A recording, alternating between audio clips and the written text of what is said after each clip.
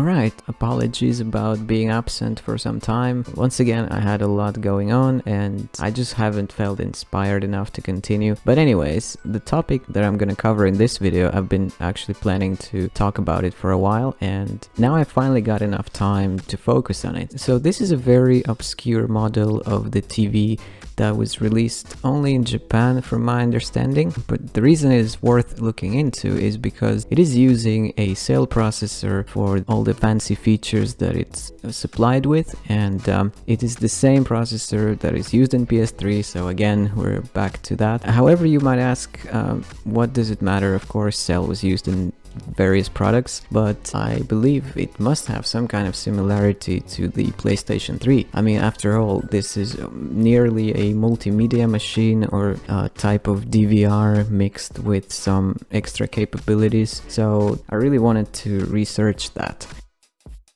What you can see here, it's still on the original Japanese website. I'm using Google Translate here, but you can see that there was Series X1. This is the first one, I believe, that was released. If you click here, for example, they're advertising the power of the cell processor and, you know, all the fancy options that it has and all the features that it contains in this box, in this tuner unit. I thought it was pretty exciting, and I haven't personally heard about it in Europe, and I think it was never released in the US. I believe this was the first model, but then there was also Series X2 and XE2, and so, for example, if you go to this one, they call it Cell Regza Slim. But you can see the TV tuner is still there, so it's still using cell. This was a premium model, so it was targeted at wealthy people. I wanted to show a few links. So here's one of the websites where it talks about new capabilities of this TV. And I can leave the links in the description, so you can check them out if you're interested.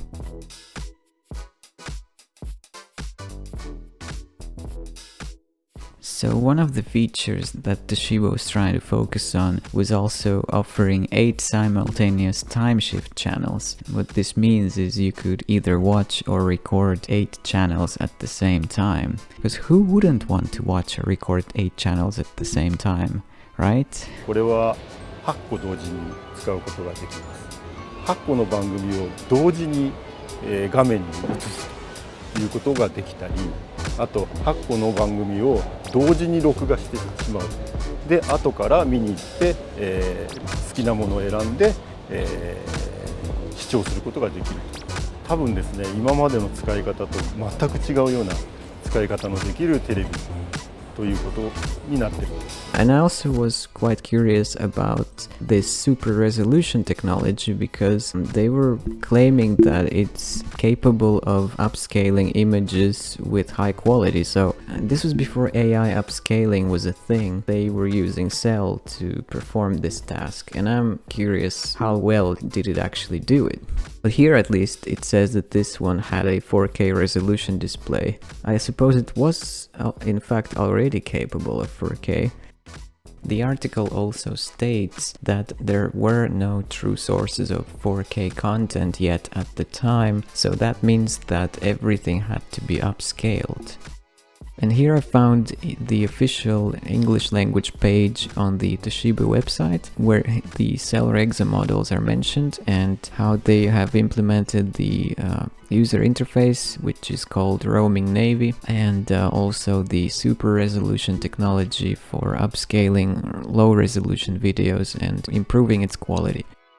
It seems like they were planning to release it in the US as well, but I don't think it ever happened. I mean, correct me if I'm wrong, but I have not found any information that the TV was actually ever on sale in the US, so I think it was just in the works. But it may have been because it never sold as well as they had planned, but it sure did have a lot of cool features.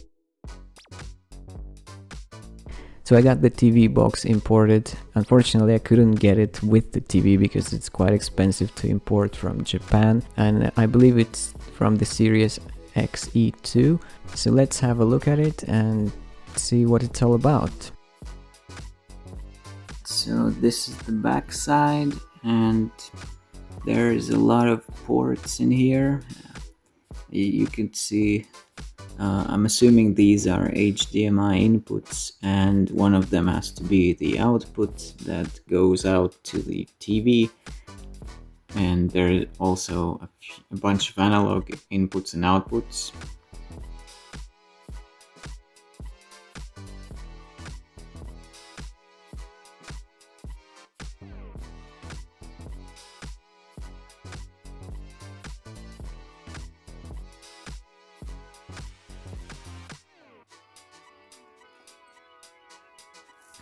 We got some sounds and light out of this thing.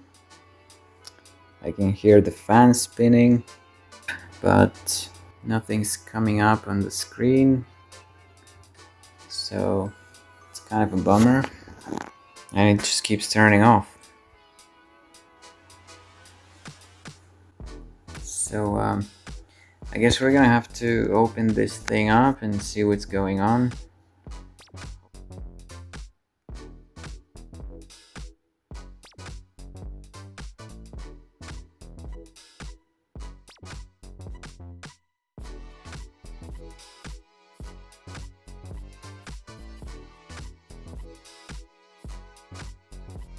So as I've just tested it, the unit I've received was faulty. I went to Google about potential solutions, and I have stumbled onto this page. There was apparently a type of fault which caused the TV tuner to malfunction, and it was not showing anything on screen. So they have issued a solution for this. They have uploaded the instructions on how to repair it.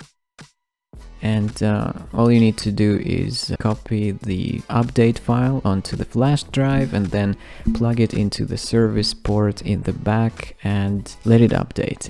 Basically, this will fix the problem that is apparently something that was common with these units. So I'm gonna do just that and see if it works.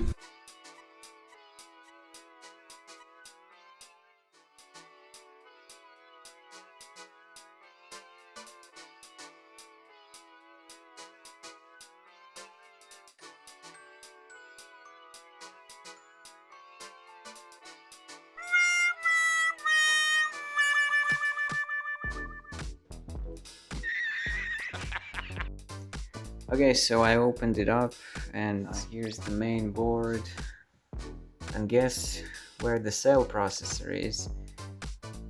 Can't mistake it for anything else. It's always that hole. I can recognize it anywhere. Yeah, so this is the top main board, but there are also boards under. You can see on. It's under it. I don't know, is this like a tuner board or something? So yeah, it has a lot going on in here. So as it turns out, I was right that there were some similarities with the PlayStation 3 board and this Cell Regza board. If I put them next to each other, it doesn't seem like it at first sight, but here you can see the south bridge, and it's a Toshiba SuperCompanionChip, and it's actually the exact same thing as this one, this south bridge on PS3, on the COK001 motherboard. And so yeah, they're using the same south bridge. They're using cell processors, obviously. This one is later revision that was used on the slim models. It has more XD RAM here than here, but same idea, however. And this thing even has a syscon. Yeah, that's right. It's right here. It's a slightly different version. It's a variant that was used in slim or super slim models, I think. So yeah, the only thing this board is missing is RSX, really. but the other parts are very similar, so and it's no surprise because the Super Companion chip was designed to be used in multimedia systems.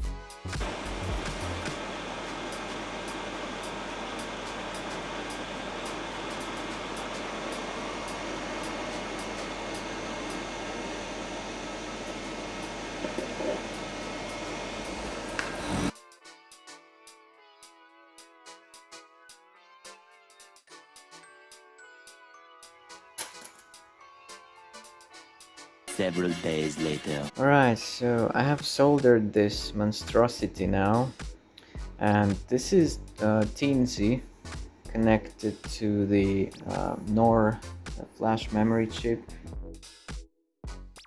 Here I used the modified adapter that was meant for 48 pins. I modified it for 56. It's very ghetto, but you know, it should still work. So this is the teensy side, and you can see it here. I'm gonna take 3.3 volts from Arduino, so it's gonna look even more ridiculous. And turns out this worked. Check this out. We are getting a dump. All this effort was not for nothing after all.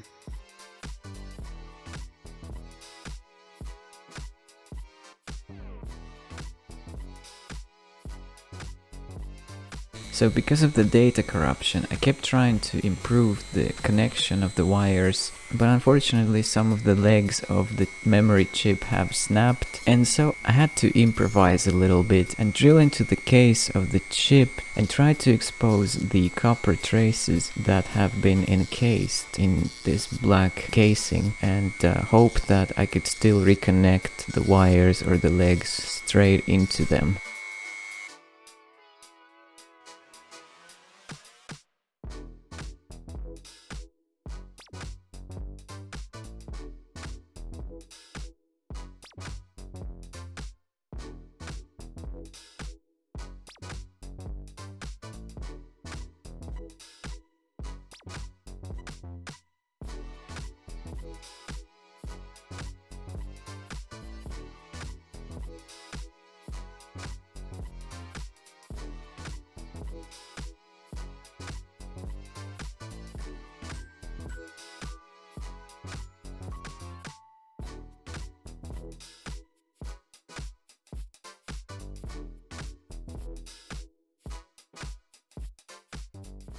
As I've been going through the dump data and trying to make some sense of it, I've noticed there are also references to the NAND chip, so I went back to check, and turns out this board also has a NAND chip, and it's not just a regular NAND, it's one NAND, which requires some specific programmer to read it. So again, we had to invest into the programmer, and this is probably a good time to mention that it would be cool if some of you could donate a little bit towards these projects, because this stuff is really expensive. Like, every time I think I have everything I need, it turns out I don't.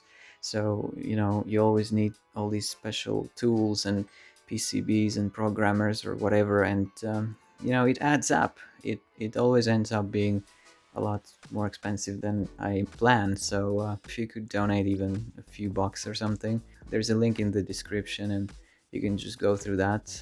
Anyways, back on topic. What I have to do next is I have to desolder this NAND chip and dump it as well. I don't have the programmer yet, but it's coming soon, probably in the next week. This unfortunately stops here, but I think part 2 is coming, so stay tuned, and hopefully when I manage to dump that, there might be some progress, and maybe we could even modify it enough to output the image on any screen. So let's see how that goes.